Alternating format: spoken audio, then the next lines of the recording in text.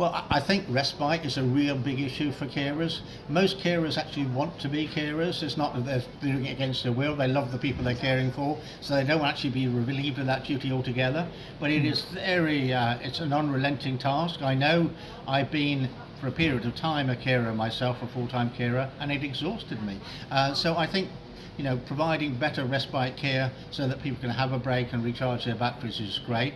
I think young carers is a particular issue. I think the psychological support systems need to be there. I've never been a young carer looking after older people, but I think that, I almost need expert advice about the best way to support them, but I certainly think they should be supported.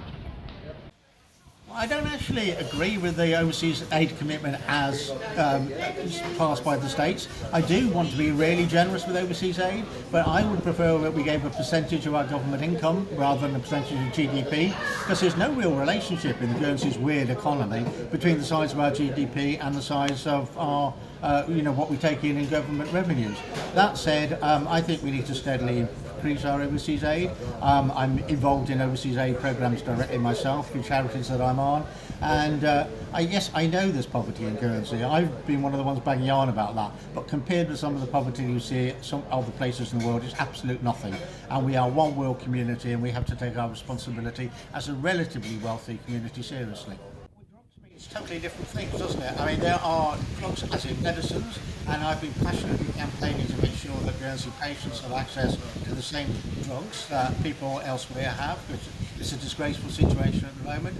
And then there's a question of illegal drugs or narcotics, and I have huge sympathy for the view that prohibition, particularly of small amounts of cannabis, simply hasn't worked. It hasn't worked for decades, and criminalising people is not actually solving the problem. So I think that we need widespread reform and liberalisation, but I do think we need quality control and regulation as well. We don't allow hooch on our streets, and nor should we allow any old skunk. I do think it is. I'm not jealous of anybody being wealthy, and they're welcome to it, and I have no problem with that at all. But what a lot of wealthy people in Guernsey do tend to do is drive up the cost of living in Guernsey. Things do seem to be expensive. So for those on modest earnings, a lot of them feel excluded, I think, from many of the things they see around them, other people able to do on a, socialising, housing-wise, healthcare-wise, and I don't think that's a healthy situation, and I think it will build resentment. So I do think that the relieving of relative poverty ought to be a priority for the states. It's something I've campaigned on for years. I haven't always got a lot of traction on it, but I'll certainly continue to do so, because when people feel excluded and marginalised, they start to get angry, and anger is never a good thing in a community, and it's traditionally not been something we've had in Guernsey, but I worry it will happen unless we address this. Look, I've been a passionate supporter of equal pay for work of equal value for donkey's years. My late wife was before me, so I'm absolutely supportive. It's not just nurses. I mean, they're using this argument, but it goes across many groups of workers, predominantly workers that are made up mainly of females against those that are made up mainly of males. Historically, there's been an imbalance.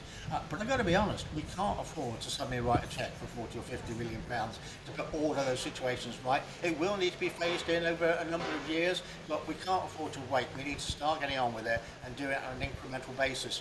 And it may mean actually holding back the pay of some of those that are relatively better paid in order to compensate. It's not an even easy message, but if that's the only way you can afford to do it, so be it.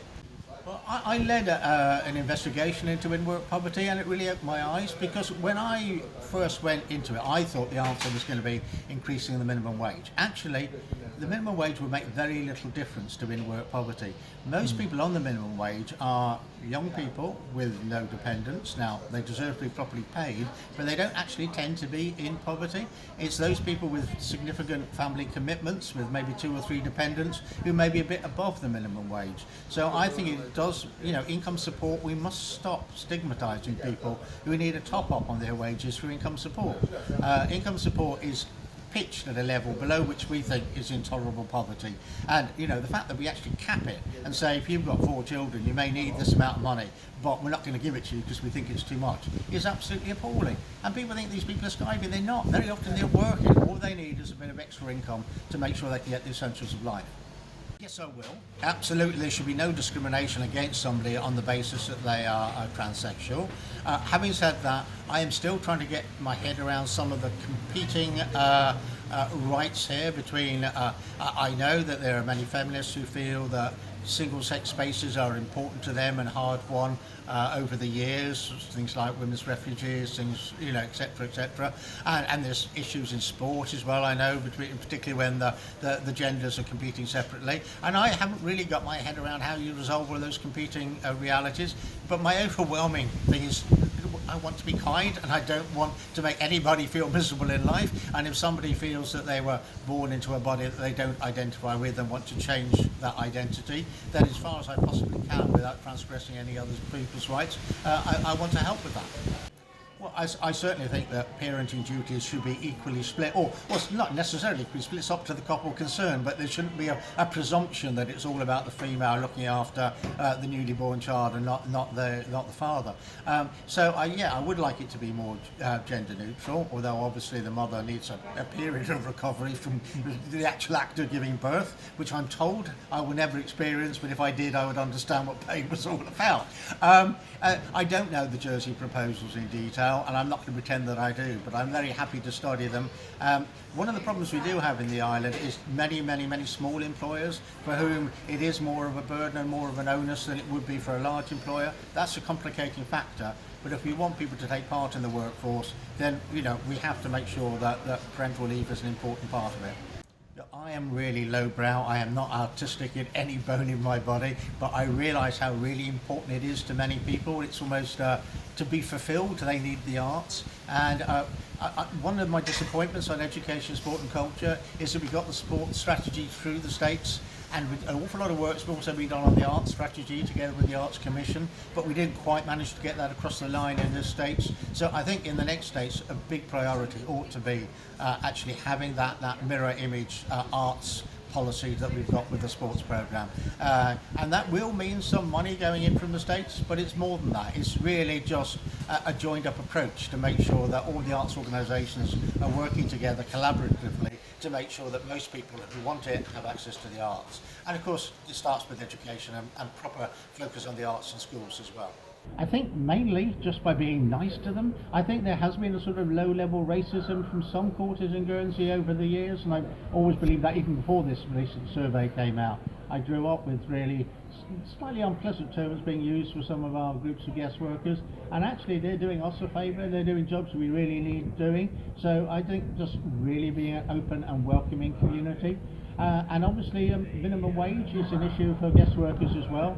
They tend to be the people that are on a minimum wage, so if we can increase that, then I think that will be better. I know being competitive and hotels and horticulture having to survive is an issue, but I think people need to be reasonably well paid. Mental health is one of those issues that everybody agrees at every election that we ought to be doing more for mental health. It's very hard, I find, to get out of the professionals a short list of exactly what is needed in order to do that. Obviously we need better professional provision and more psychiatrists, more psychologists, etc. But I don't think mental health just comes down to that. I think a lot of it is to do with the pressures of life and what we expect of people. And this is one of those areas where I have to say, yes, I absolutely agree this should be a priority, and no, I'm not 100% informed about the best way to achieve it, so I will be listening to people who know better than me how to go about that.